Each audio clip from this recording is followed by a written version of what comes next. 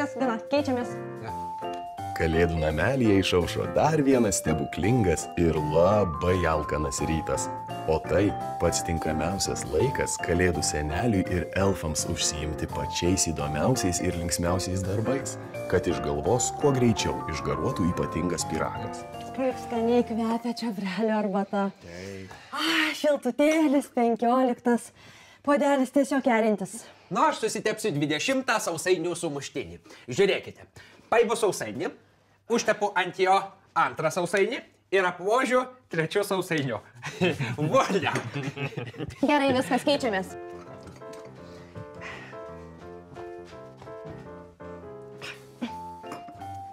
Klausyk, o tau neatrodo, kad ir kiek mes besikeistumėm, vis tas pats? Ne, neatrodo. Nes kai persėdu į kitą vietą, tai arbatą geriu nebe už save, o už tą elfę, kuris sėdi toje vietoje. Taip neatrodo, kad vienutėlį išgeriu šitiek daug puodelių arbatos. Elfute, o gal tu galėtum paskaityti stebuklingą dienos mintį? Gal tada aš nesijaučiu toks alkanas. Iškilmingai pranešu, kad šiandien yra 16 stebuklinga žiemos diena. Iki Kalėdų liko lygiai 9 dienos. Nei dienos daugiau, nei dienos mažiau. Sveikinu, sveikinu. Ačiū, ačiū. Prašom, prašom. O šios dienos stebuklinga mintis? Baimės akys didelės. O kokia mintis? Na, kai esi alkanas, tai akys tikrai didelės. Ir burna, ir dantis. O dėl baimės tai nežinau. Iš tikrųjų, koks skirtumas, kokios tos akys didelės ar mažos. Taigi ši mintis yra ne apie pyragus, o apie tai, kad jeigu mes kažko tai nežinome, tai savo galvoje prisigalvojam visokiausių didelių ir nenugalimų baimių. Taigi šios dienos stebuklingi darbai. Taip. Nušliuožti iki ledo ežero ir pragręžti skylę, kad aukso žuvis po ledu turėtų ko kvėpuoti. Taip. Sukurti labai linksmą dainelę. Taip. Išpainioti 1000 mylių ilgio lempučių girliandą, kurią kažkas pernai bet kaip sumetė į dėžę. Taip. Ir darbas seneliui patikrinti ir sutikrinti vaikų adresų žinyną. Ir kaip ir viskas. Taip. Na, viskas. Aišku, keičiam vietom. Gerai.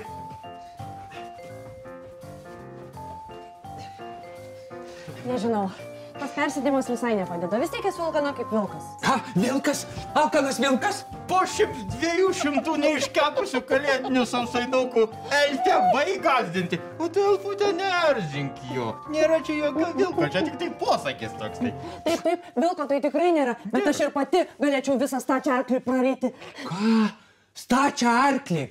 Su visom kanopėlėm, su jo karčiukais gražiai, su tom akytėm. Kaipgi tu šitiek išsižiosi kažką? Elfė, taigi nevalgys, elfutė, jokio arkliuko, čiagi posakis toksai. Tai sako, kai esi alkanas. Stebuklingas Kalėdų senelių namelis stebuklingai klauso. A, taip, girdžiu. Taip, labai malonu. Kokia puikia idėja. Nuostabu. Nekantriai laukiam. Taip, būtinai. Iki greito.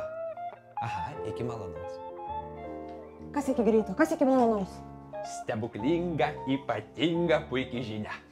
Laukiam, nekantraujam. Sakyk greičiau. Pas mus atvažiuoja televizija. Laida Labas rytas suraitytas. Sakė, filmuos reportažą apie mūsų stebuklingą Kalėdų namelį, o iš senelio sakė, paims interviu. Senelį, o kur jūs laiko tą interviu pasidėjęs? Žinot, būtų labai gerai jį susirasti ir pasidėti kažkur tai prie rankos, kad kai žmonės atvažiuos, kad nereikėtų jiems ilgai laukti. Taigi reikia sakyti ne prie rankos, o po ranka. Ir interviu tau ne koks daiktas. Interviu tai yra pokalbis, kada užduodami klausimai ir pateikiami atsakymai. Viskas. O tai yra televizija. Tai ko čia mes sėdim, greitai tvarkomės, reikia pasiruošti tobulai, idealiai, greitai, visi dulkės valom, senelė, lovytę pasiklojam, greitai tik tai. Tai tu valyk dulkės, aš praeitą kartą valiau dulkės, tai geriau šluodamas. Eik ir valyk tas dulkės.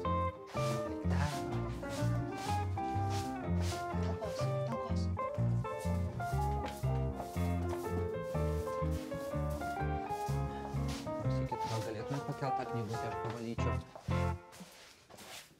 Senelė, gal galėtumėt truputėlį su kėdute pasitraukti, man reikia pavalyti. Senelė. Senelis kažkoks nesavas, sėdi kaip mėta prarėjęs.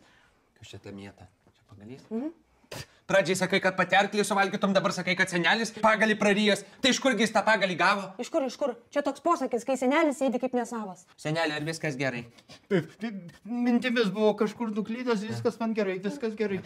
Televizija, labą dieną, gerą dieną, labas rytas. Gerai. Ekspertė, sakyk, kad su seneliu ne taip. Seneliui yra televizijos baimė. Kai tik tai į jį nukreipiama kamera, viskas, baltas lapas. Koks dar lapas? O gal aš galėsiu savo atsakymus tai televizijai skaityti iš lapo? Seneli, taip, manau, kad galėsite. Nenoriu. Seneli, aš suprantu, nežinomybė yra tikrai baisi. Tai žinomybė, tai jau jauki. Seneli, šitas interviu mums visiems yra nežinomybė, todėl kad niekada nesam to darę. Bet tai ką, jeigu suklysime, tai tik apsikvailinsime prieš visą pasaulį. Nenoriu.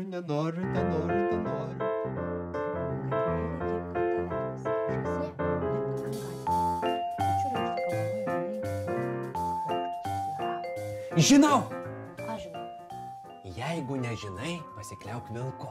Visų pirma, tai pasikliauk draugu, o visų antra, tai nėra čia jokio vilko, aš tik norėjau ryte tave paerzinti. Taigi ir sakau, pasikliauk vilku. Juk mes nežinome, kaip filmuojame interviu, ar ne? O senasis kino vilkas žino. Oi, koks tu šaunuolis. Einu paskambinti gal vilką. Nereikia. Aš pats paskambinsiu. Gerai. Labą dieną. Ar paskambinau į visų laikų geriausią miško kino studiją? Labai malonu. Mes labai žavimės jūsų filmais. Taip, tas paskutinysis, atskleidęs visą Sengirės grožį, buvo tiesiog nepakartojamas. Bravo. Norėjome paprašyti jūsų paslaugos. Ar galėtų mums senasis kino vilkas papasakoti, kaip yra filmuojami interviu? Taip, tuoj pat užsirašysime, tuoj pat. Klausau. Įrengti upėje lempoms kamerą. Kokioje upėje, kokią kamerą? Mesgi ne kokį siaubo filmą čia planuojam kurti. Ne taip išgirdau? Supratau. Įrengti studiją su lempomis ir susirasti kamerą. Supratau. Tai ačiū Jums labai. Labai padėjote, senasis kino vilkė. Dėkui.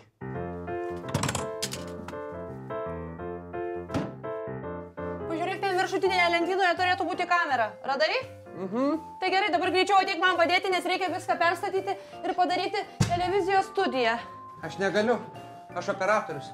O kameros labai brangiai kainuoja, todėl negaliu jos paleisti iš rankų. Operatorius? Tada aš būsiu laidos vedėja ir kalbinsiu senelį. Viskas, įrenk studiją, o aš einu puoštis. Tai gerai. Taip. Senelį, nedrebėkit, negaliu normaliai mikrofoną išsekti. Va. O. Na, kaip aš atrodau? Puikiai. Aš sakant pagalvojau, gal tegul jie nevažiuoja. Senelį, kaip tai nevažiuoja, čia nacionalinė televizija. Taigi viskas suplanuota. Laidų tinklelis jau seniausiai nunertas. Nunertas, sudarytas. Na gerai, tegul jie atvažiuoja, bet interviu duosite jūs. Senelį, taigi jūs esate įžymybė, ne mes. Senelį, nacionalinė televizija. Mes turime įsipareigojimų, kuriuos turime įvykdyti. Jeigu neįvykdysime, žmonės nustos mumis tikėti. Na tai viskas. Na, pradėm. Ar pasiruošę? Taip. Gerai. 3, 2, 1, akcija. Labas rytas, mėly Labo ryto suraityto žiūrovai. Šiandien mes tiesioginėme eteryje kalbinsim patį Kalėdų senelį. Labas rytas, Kalėdų senelį. Ar laukite švenčių? Stop.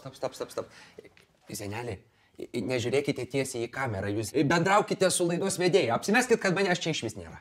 Gerai, pabandom. Ar laukite švenčių? Stop. Pasidėk tą savo menamą mikrofoną, kam jis reikalingas. Taigi turi senelis tikrą. Gerai, kai būsite pasiruošę ir važiuojam. 3, 2, 1. Aktion! Seneli, koks jūsų mėgiamiausias stebuklingas darbas? Nežinau. Seneli, ar spėsite aplankyti visus vaikučius Kalėdų naktį? Nežinau. Stop. Seneli, kaip tai jūs nieko nežinote, kai žinote tiek, kiek niekas kitas nežino? Aš žinau, tačiau viskas čia man truputėlį baisu. Čia viskas taip rimta, o aš nemoku rimta, aš juk Kalėdų senelis, aš tik moku džiuginti ir linksminti. Seneli, tai dabar nežiūrėkite į kamerą, žiūrėkite į briedį, ragus, barzdą, tik ne į kamerą. Į briedį. Į briedį. Lyg spėja akiniai? Ačiū, aš pats kalbu. O, Smagiau? Jo, smagiau. Gerai, pasiruošę. Pasiruošę. 3, 2, 1, akcija. Senelį. Aš pats, žodžiu taip. Pikčiurna pūga užpustė kelius ir televizija neatvažiavo. Bet nei senelis, nei elfai nenusiminė. Jie įrašė linksmą ir labai šventišką interviu, o Rudolfas jį nuskraidino į televiziją. Kitą rytą visas Kalėdų miestelis žiūrės senelio interviu ir labai juo didžiuosis.